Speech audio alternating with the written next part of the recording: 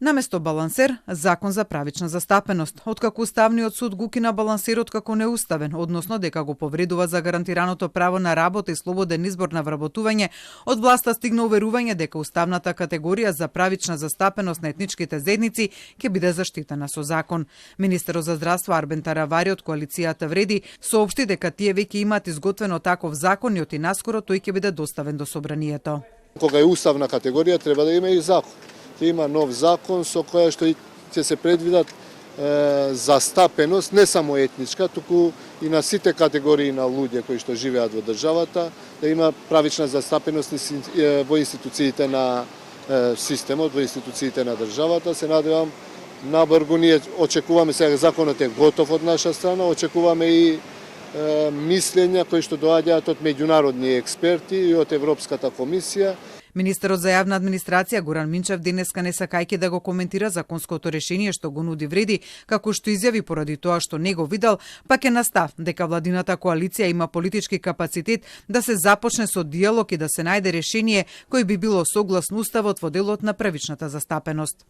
Во принцип не сум за избрзани решенија.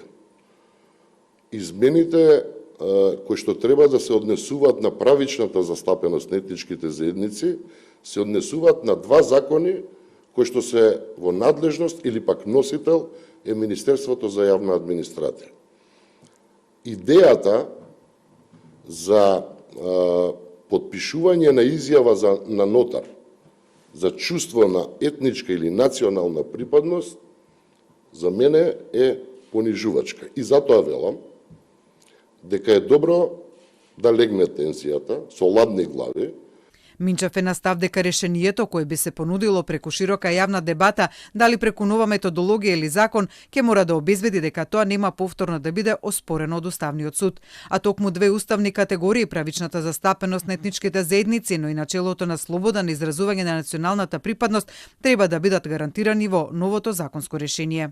Имаме начело на слобода на изразување на национална припадност во Уставот. Слободата на изразување значи дека не морам да се изјаснам, не морам никогаш да кажам, не морам дури ни да го имам изградено чувството во еден временски период.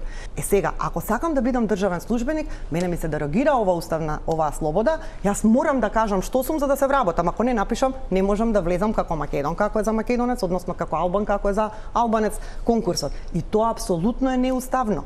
Павловска Данева смета дека е на владата и на законодавецот да донесат нова методологија или закон за правична застапеност, каде што нема да предвидат кандидатот за вработување да мора да се произнесе по етничка припадност.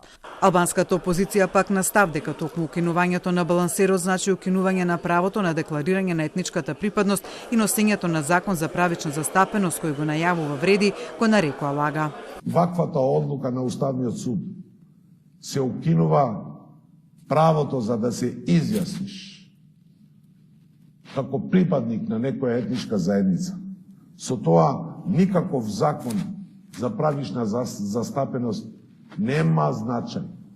Или нека кажат, ево како ќе се спроведе, кога по ист принцип Уставниот суд може да ти го укине и тој закон. Тоа што е заедничко пак и за владеачката Вреди и за опозицијскиот Европски фронт е тоа што и едните и другите ќе барат вклучување на меѓународни експерти за решавање на прашањето за почитување на правичната застапеност во земјава.